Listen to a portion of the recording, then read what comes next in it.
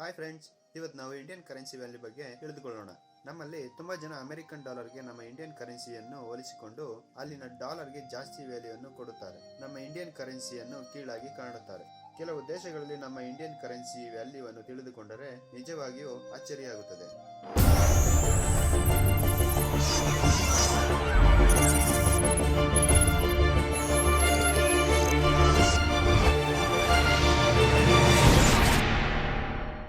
Paraguay currency ಹೆಸರು ಗುರಾನಿ. ಇಲ್ಲಿನ 1 ರೂಪಾಯಿಗೆ ಅಲ್ಲಿನ 84 ರೂಗಳು ಸಮ.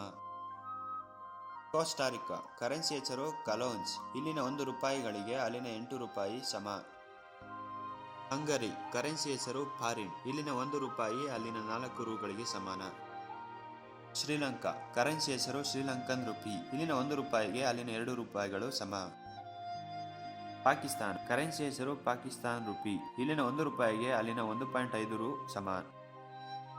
ಚಿಲಿ ಕರೆನ್ಸಿ ಹೆಸರು ಚಿಲಿಯನ್ ಪೆಸೋ. ಇಲ್ಲಿನ 1 ರೂಗೆ ಅಲ್ಲಿನ 10 ರೂಪಾಯಿಗಳು ಸಮ. ಮಂಗೋಲಿಯಾ ಕರೆನ್ಸಿ ಹೆಸರು ತುಗ್ರಿಕ್. ಇಲ್ಲಿನ 1 ರೂಪಾಯಿಗೆ ಅಲ್ಲಿನ 29 ರೂಪಾಯಿ ಸಮ. ಕೊಲಂಬಿಯಾ ಕರೆನ್ಸಿ ಹೆಸರು ಕೊಲಂಬಿಯನ್ ಪೆಸೋ. ಇಲ್ಲಿನ 1 ರೂಗೆ ಅಲ್ಲಿನ 42 ರೂಪಾಯಿಗಳು ಸಮ. ಕಾಂಬೋಡಿಯಾ ಕರೆನ್ಸಿ ಹೆಸರು ರಿಲ್. ಇಲ್ಲಿನ 1 ರೂಪಾಯಿ ಅಲ್ಲಿನ 59 ರೂಪಾಯಿಗಳಿಗೆ ಸಮ. ಉಗಾಂಡಾ ಕರೆನ್ಸಿ ಹೆಸರು ಉಗಾಂಡನ್ ಶಿಲಿಂಗ್. ಇಲ್ಲಿನ 1 ರೂಗೆ ಅಲ್ಲಿನ 50 ರೂಪಾಯಿಗಳು ಸಮ. ಬೆಲಾರಸ್ ಕರೆನ್ಸಿಯ ಹೆಸರು ರೂಬ್ಲೆ. ಇಲ್ಲಿನ 1 ರೂಪಾಯಿ ಸುಮಾರು 323 ರೂಪಾಯಿಗಳಿಗೆ ಸಮ. ವಿಯತ್ನಾಂ ಕರೆನ್ಸಿಯ ಹೆಸರು ಡಾಂಗ್. ಇಲ್ಲಿನ 1 ರೂಪಾಯಿ ಅಲ್ಲಿನ ಸುಮಾರು 334 ರೂಪಾಯಿಗಳಿಗೆ ಸಮ.